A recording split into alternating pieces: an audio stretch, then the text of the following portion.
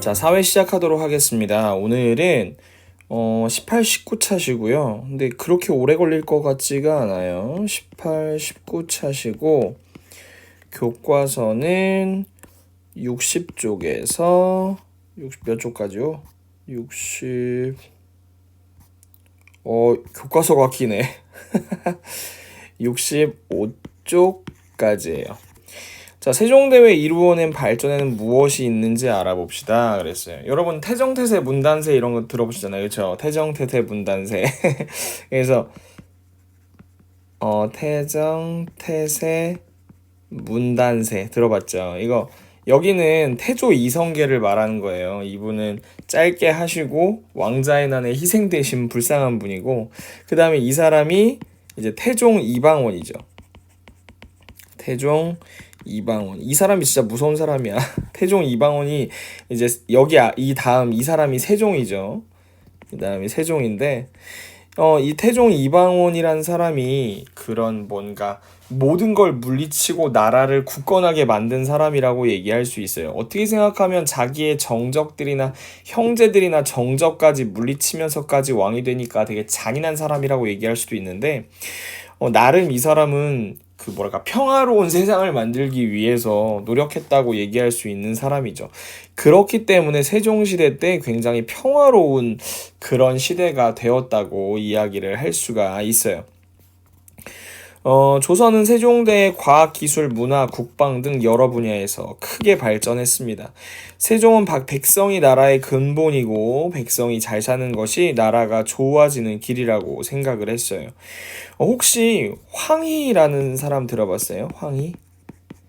황희정승이라고 한국을 빛낸 100명의 위인들이라고 그 노래에서 나오는 사람인데, 세종대에 유명한 이제 재상들이 많이 나오죠. 유명한 학자들이 많이 나오는데, 대표적으로 백성들이 잘 살게 하려고 노력했던 그 신하 중에 한 명이 황희라는 사람이 있죠. 세종은 고려시대 때 만들어진 여러 연구기관을 모아서 지편전으로 확대 개편해 학자들을 키웠다고 했는데, 지편전이라는 데 좀 중요하겠죠? 좀 외워두시고요. 여기 보면 조선 전기 학문 연구를 위해 궁중에 설치한 기관으로 도서의 수집과 보관, 이용 학문 활동, 왕의 자문기관을 잡는 대비하는 기능이 있습니다. 대표적인 학자 한 명을 꼽자면 신숙주라는 사람을 꼽을 수 있는데요. 세종이 굉장히 아꼈던 사람이었거든요. 근데 나중에 왕실을 배신하게 되죠. 그래서 숙주나물이 쉽게 상한다 이런 얘기가 신숙주에서 나왔다라는 이야기도 있어요. 혹은 지편전이 한글 연구 기관이었다 이런 얘기가 있는데, 그건 사실이 아닐 확률이 좀 있다고 해요. 백성의 생활에 도움이 될 수 있는 과학기구를 발명하는 데 힘썼습니다. 과학에도 굉장히 관심이 많았다고 하죠, 세종께서. 그래서 이제 장영실이라는 사람이 굉장히 유명하죠. 지편전 학자와 함께 농사를 잘 지을 수 있는 방법을 모아서 책을 만들었어요. 책을 뭐라고 합니까? 농사직설이라고 하는 책을 만들었어요. 이게 원래는 중국의 책들을 갖다 썼는데, 중국의 풍토 자체가 우리나라랑 좀 다르잖아요. 그래서 우리나라만의 고유의 농사에 관한 책을 만들고자 노력을 했던 것이죠. 다양한 과학기구를 만들어 보급했습니다. 장영실 같이 신분이 낮아도 기술이 뛰어난 사람이 있으면 관리로 뽑아 과학기술을 개발하고 연구하도록 했어요. 여기 보면은 노비 신분이었는데 혼천이, 자경루 이런 거 많이 만들어서 유명해진 사람이죠. 근데 이 사람의 말년이 좀 안타까운 게, 장영실이 굉장히 똑똑하고 유능한 사람이었지만 왕의 가마, 왕이 이동할 때 타는 운송수단이죠. 가마를 만들었는데 가마가 부서진 거. 이거 정말 완전 대역죄거든요. 그래서 그 왕이 선생님이 세종이었는지 세종담왕이었는지 기억은 안 나는데, 이제 그 장영실이 만든 가마가 부서졌기 때문에 장영실이 크게 벌을 받아요. 이제 왕이 아무리 장영실을 사랑해도 그거를 감싸줄 수가 없었다고 해요. 그래서 장영실의 말년은 좀 안타깝게 지나갔다고 알려져 있습니다. 세종은 신하들에게 혼천이나 앙부일구, 자경루와 같은 여러 과학기구를 만들게 했어요. 특히 비가 내린 양을 측정할 수 있게 치구기를 만들어서 각 고을에 보급해 지역의 기후를 파악하고 세금을 걷는데 활용했습니다. 이게 농사직설이라는 책인가 봐요. 그래서 우리나라 환경에 맞게 농사짓는 방법을 정리한 책이라고 나오고, 치구기는 뭐 비가 얼만큼 왔는지 뭐 계산하는 뭐 그런 도구인 것 같다고 생각이 듭니다. 혼천이가 여기 나오죠. 혼천이는 뭐예요? 혼천이는 약간 뭐 별을 관측하는 그런 느낌이라고 얘기할 수 있을까요? 여기 안 나오면 직접 한번 여러분들이 보시면 되는데요. 혼천이 내용이 따로 안 나오나요? 여기 한번 볼게요. 이게 나오네. 우리나라는 이전에는 중국의 달력을 사용했었는데 중국의 달력이 우리나라와 맞지 않아서 불편했어요. 여러분 음력 달력 있잖아요. 음력이 우리나라 그 계절하고 정확하게 맞지 않는 거 알죠? 세종은 우리나라 하늘에서 일어날 수 있는 각종 천문 현상을 연구하고자 해달 별의 움직임을 관찰할 수 있는 무엇을 만들었다. 혼천의를 만들었어요. 또 이를 바탕으로 조선에 칠정산이라고 하는 달력을 오늘 외울 거 많네. 칠정산이라고 하는 달력을 만들고 여러 종류의 달력을 하나로 통일했습니다. 뭐 혼천이 별을 연구했다고 아시면 되고, 그리고 칠정산은 달력이라고 생각을 하시면 됩니다. 세종은 어떤 사람이었을까? 우리나라 사람들이 가장 존경하는 지도자 가운데 한 명인 세종은 어떤 사람이었을까? 조선왕조실록에 다음과 같은 내용이 있습니다. 굶지르는 백성에게 옷을 주었다. 뭐 악기를 소리를 듣고 음에 맞지 않는 것을 바로 알았다. 아픈 와중에도 모든 일을 처리하고 잠자리에 들었다. 그래서 뭐 세종이 일을 너무 많이 해서 뭐 일찍 죽었다라는 얘기도 있고, 뭐 피부병에 걸려서 일찍 죽었다라는 얘기도 있고, 한 50세 정도 살았던 것 같아요. 그렇게 많이 오래 사신 건 아니었죠. 선생님이 어렸을 때 위인전에 읽었던 그 세종대왕의 일대기 중에 이런 게 있었는데, 신숙주란 사람이 배신했다 그랬죠. 이 사람이 이제 집현전에서 열심히 공부를 하다가 그냥 이게 의자에 이렇게 엎어져서 잠을 자게 된 거지. 그림 봐라. 근데 이제 이 집현전에 불이 켜져 있으니까 세종대왕이 이제 가다가, 이제 세종대왕이에요. 세종대왕이 가다가 불인데 이렇게 해가지고 여기 들어가서 너무 열심히 공부하는구나, 그래서 왕의 용포라고 하는데 왕의 그 따뜻하게 걸치는 그것을 이제 신족수한테 덮어준 거예요. 그래가지고 뭐 이렇게 다음날 아침에 일어났는데 뭐 왕이 자기한테 옷을 덮어준 걸 읽고서 뭐 이렇게 뭐 거의 눈물을 흘리면서 너무 감사합니다 전하 어쩌고저쩌고 하고서 나중에 배신하죠. 뭐 이런 내용도 선생님 어렸을 때 그 위인전 읽었던 기억이 나요. 앙부일구라고 하는 것은 가마솥이 하늘을 우러르고 있는 모양의 해시계란 뜻으로 서울의 해정교와 종묘 앞에 설치한 우리나라 최초의 공공시계라고 하네요. 그리고 앙부일구에는 글을 읽을 줄 모르는 백성이 시간을 읽을 수 있게 그림을 새겨 놓았다. 뭐 그림을 뭐 새겨 놓았는데 여기서는 뭐 잘 안 보이기도 하는데 뭐 북극을 맞춘 방구의 중심에는 24절기에 따라 달라지며 계절에 따른 시간 변화도 고려했다. 24절기라고 하는 건 그거야, 여러분. 이제 입춘 뭐 그런 거 있잖아. 춘분 뭐 이런 거 있잖아요. 우리 뭐 하지 뭐 이런 거 뭐 이런 것들이 이제 24절기고요. 자경루라고 하는 스스로 종을 쳐서 시각을 알려주는 물시계, 완전 과학적이죠. 2시간마다 12지신에 해당하는 동물, 그 12지신이 그거잖아요. 이거 자축인묘 진사오미 이거잖아요. 이때 알려진 시각은 광화문에서 시내로 전달되어 백성들이 시각을 알 수 있게 해주었다. 광화문 선생님이 지난 시간에 얘기했었는데 이게 뭐야, 여기가 경복궁이라고 하면 서울 친구들은 알겠죠? 여기 앞에 있는 이 문이 광화문이에요. 지금 광화문 이렇게 딱 있으면 여기 세종대왕상이 딱 있지, 그치? 옛날엔 여기가 육조거리였는데 자경루 작동 원리를 나타내는데 선생님이 보면 몰라요. 선생님도 모릅니다. 뭐 이렇게 어떻게 되고 종이 울린다고 나오는데 선생님은 정말 멍청이기 때문에 잘 모르겠어요, 진짜.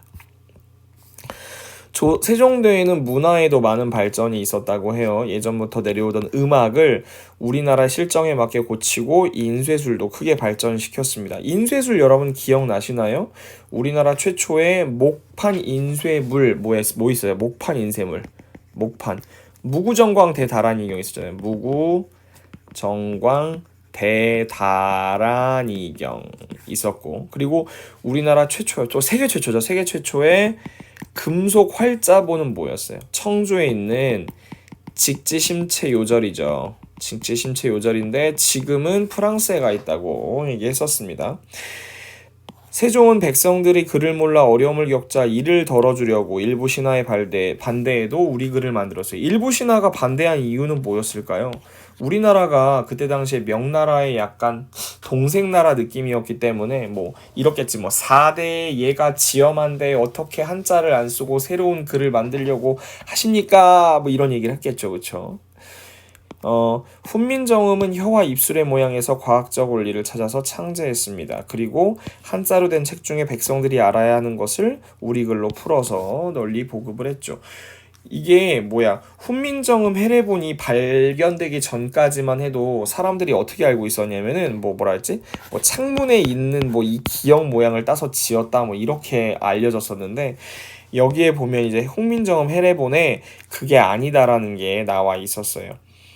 훈민정음과 현재 한글은 같지 않죠. 없어진 글자들도 많이 있어요. 여러분들 혹시 워드 프로세서 한글을 보면 혹시 이렇게 써 있는 거 본 적 있나요? 이거 한글이라고 읽어요. 이 점은 아래아인가? 아래아라고 읽고 뭐 이런 글자도 있었어요. 이런 글자도 있었고 뭐 없어진 글자들도 지금 있습니다. 인쇄술의 발전, 세종대 금속 활자가 정교해졌고 글자와 글사 사이의 간격이 좀 넓어져서 읽기 쉽게 발전했다라고 나옵니다. 이게 세종이 우리나라에서 이제 한글을 만든 게 여러 가지 이유가 있는데, 백성들을 위해 쉬운 글자를 만든 건 맞아요. 근데 백성들을 정말 뭐라 그럴까, 약간 여성들이 많이 읽었다고 해요. 그래서 옛날에 훈민정음을 뭐라고 불렀냐면 암글, 뭐 암클 이렇게 읽었단 말이에요. 근데 암이 약간 여성을 가리키는 말이었어요. 그래서 약간 좀 무시했다고 처음에는 그렇게 알려져 있죠. 세종은 과학기술뿐만 아니라 국방에도 힘을 썼습니다. 사군육진 굉장히 유명해요. 남쪽으로는 우에구를 물리치고, 우에구는 일본 해적이에요.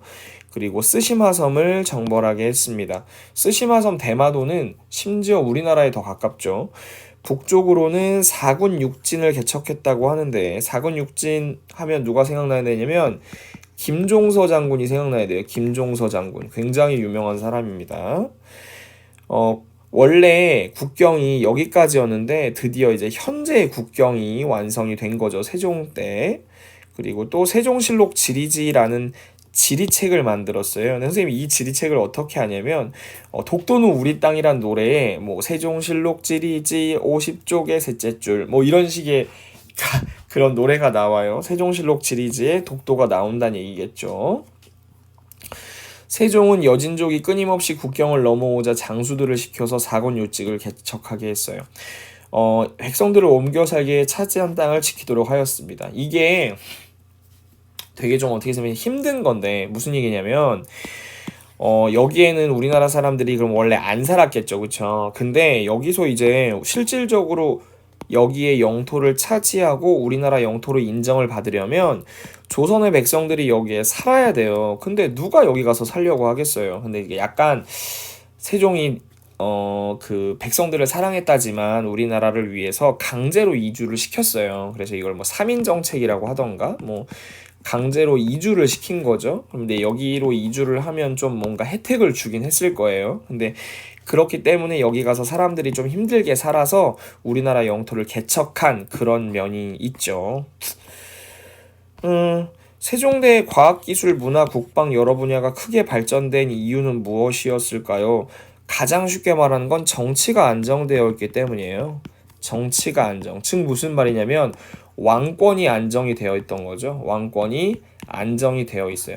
예전에 태정할 때 처음에 그 두 번째 왕 때는 왕권이 안정이 안 돼 있으니까 막 싸움 나고 그러다 보면 다른 게 발전하기가 너무 어렵잖아요. 그래서 그 나라가 안전하고 안정되고 평화롭게 살려면 왕권이 안정되는 게 무엇보다 중요하다고 생각합니다.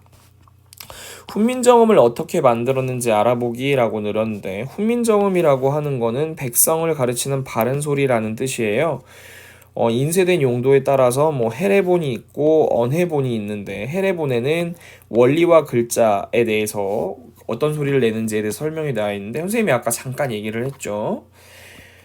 1443년 임금님께서 친히 28자를 만드셨다. 지금은 24자만 넘어온 겨 알려져 있는 걸로 선생님이 생각하는데 간단히 예를 들어 보이시고 이를 훈민정음이라고 얘기를 했어요.